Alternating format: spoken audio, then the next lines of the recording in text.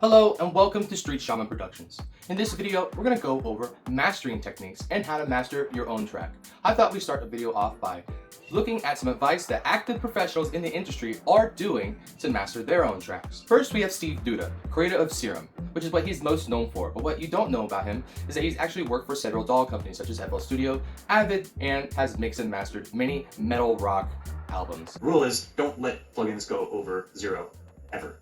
So you want to build that headroom in, and that's the general reason why people say, oh, put your kick drum at 6. I always have utility on my master as the first thing in the chain, and I'm making sure that this is preventing from going over 0. Sometimes I'll use a level meter here if I need a better view of that, but I'm going to make sure that this stays below 0. Don't go into plugins over 0 dB. They're just not meant for that, and sometimes the math doesn't add up. And also, mixing and mastering professionals generally advise not to clip into the master. Next, we're going to look at Blanquet, an actively touring producer and DJ. Let's see what he's doing. On my master chain.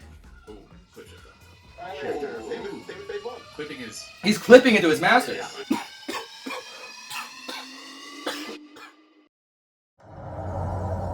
I was lost. I had no idea. Was it doing it right? Was it doing it wrong? I had to think. And then this happened. Oh, these goddamn white bitches trying to get sunset photos. There's too many white people. Did not know there was gonna be this many white people coming in. I had to be alone. So, I went for a drive. I drove east. No, west. Yeah, I started driving, then I realized like the gas money on that car. Yeah, it was a lot of money. Had to think. Was I doing it right? Was I doing it wrong? What do other people need to do? What do I need to do? So this video, we're going to talk about mastering, and I don't want to talk about just clipping on the master. What I want this video to be is to be motivation for you to embrace and trust yourself with going against the grain.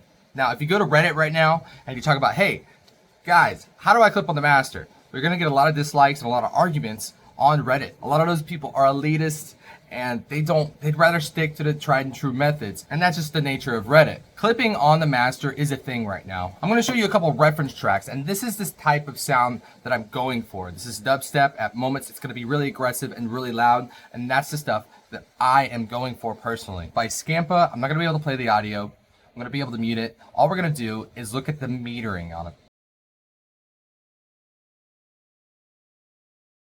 As you can see there, this track is in the red. Even though it is rendered down and is fully mastered, it is clipping. Why is that? Well, it's a little bit of an aggressive art form. There's moments where it's nice and quiet and eerie, and then points where it's really nice and loud, like the kick and the snare. Now I'm going to show you something. If you go over here, you go to HIQ, if you press on this button right here, yes, it doesn't clip anymore. Let's go look at the meters now.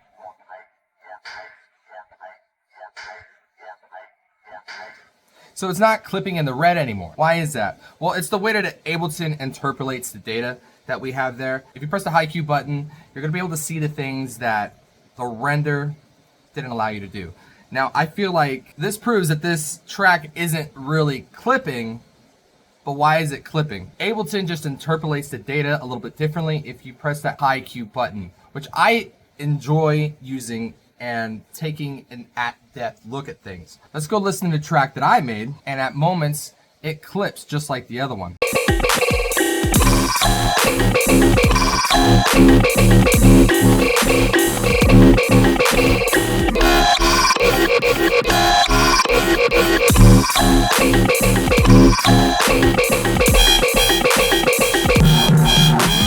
So, my track is now clipping, and if we go over here, the HiQ button, let's turn that off. It isn't clipping anymore. I'm going to assume for the data that we gathered that whenever Scampa made this track that he was actually clipping into his master. And this is a part of referencing that is really helpful whenever you're trying to figure out how to master. Always use reference tracks. I think that's a great idea.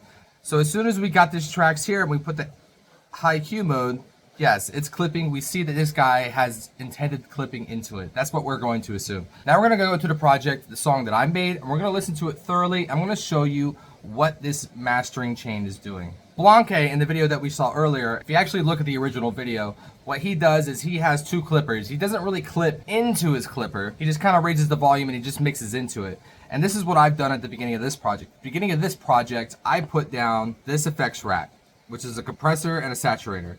And I have a very late attack and a short release and a saturator. And the reason why I made this is because I made another assumption. If you go over here to Pro L2, I go look at the settings over here, it has an attack at 275 and a release of 400 ms. But the thing is that I can aggressively mix into Pro L2 and it doesn't actually clip. There's something else going on. So in my assumption, I thought maybe it's clipping. It's probably doing a lot of interesting stuff that I don't understand what's going on. But I just wanted to assume that it's some kind of compression mixed with the saturator.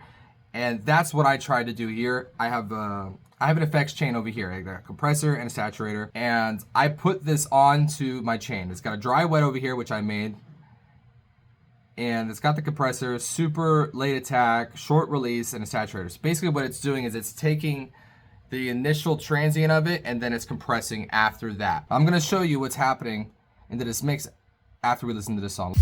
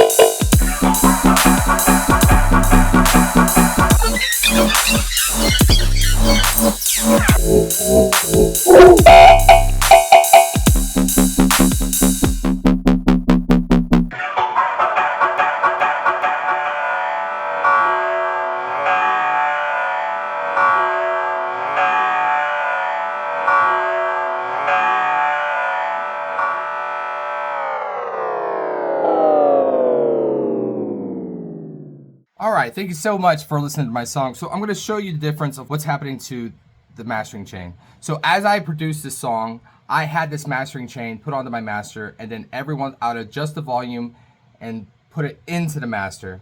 And any time that I needed to adjust things, I went back to the master and I adjusted some dials and I did some things to it. So I mastered it as I produced it. To show you what this master rack is doing, I'm going to play the song and I'm going to mess with this dry wet on this mastering rack. And we're going to look at the envelopes here.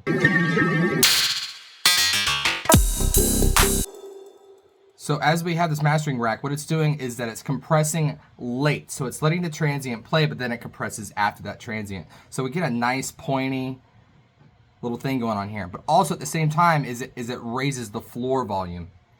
Now if we go all the way off of this, let's see what happens.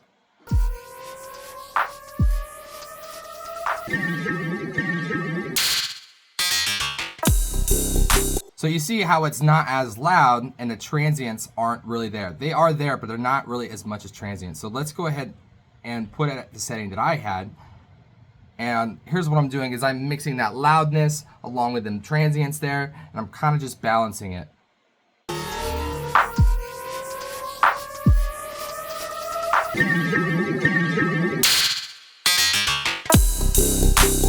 So now we have a nice blend of transients as well as bottom floor volume. It's making things louder, but the transients are still there. I'm not squashing the transients whatsoever, and I'm gonna show you why. With this compressor, it's having a late attack, so it's letting those transients come through, and I'm putting a dry wet on there so it actually has a better like mix. It's not aggressively compressing things.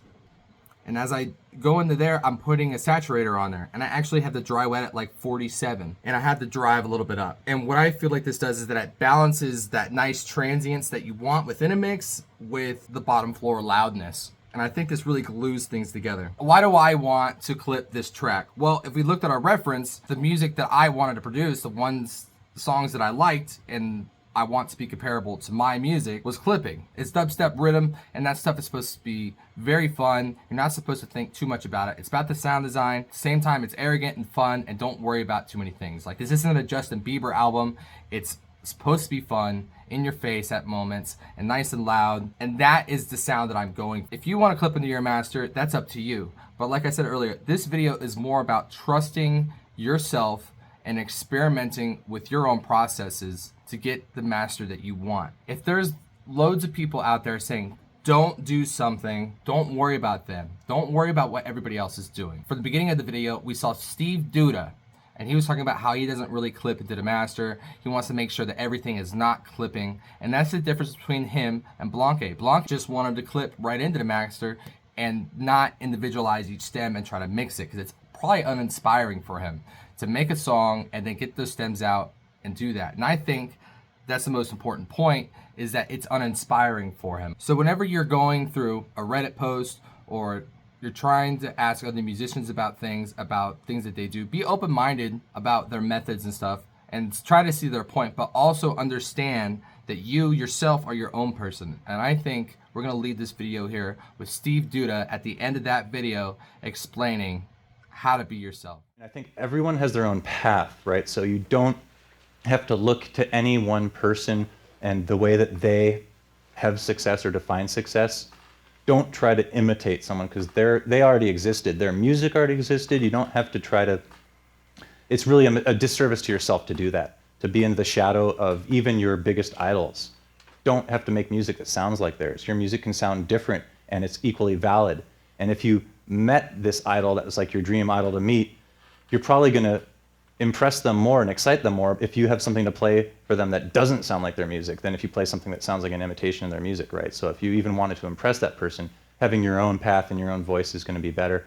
As for like when to take a certain job and do a certain thing, I've always tried to align myself into a position where I'm meeting people, because people are interesting and fun, and learning stuff, right? And if I feel too stagnant where I'm not really meeting people or not really learning stuff, then it's probably time to move on. So I think the best thing that you can do is try to be convicted in yourself that you matter. You can create your own. I mean, ultimately, I like to say something to the effect of that you can create your own solutions. You're not lacking anything to be yourself. You already are you, and that you're a valid voice. You're whatever makes you up, your age, ethnicity, gender, background, situation, unique experiences in life, all of this stuff you can utilize to your advantage. There's none of it's a disadvantage. Guys, thank you so much for watching this video. Like and comment. Let me know some cool mastering techniques that you guys found. If you like this video, let me know. And trust your own tuition, and make sure you experiment whenever you're coming to master. All right, guys. Thank you for watching.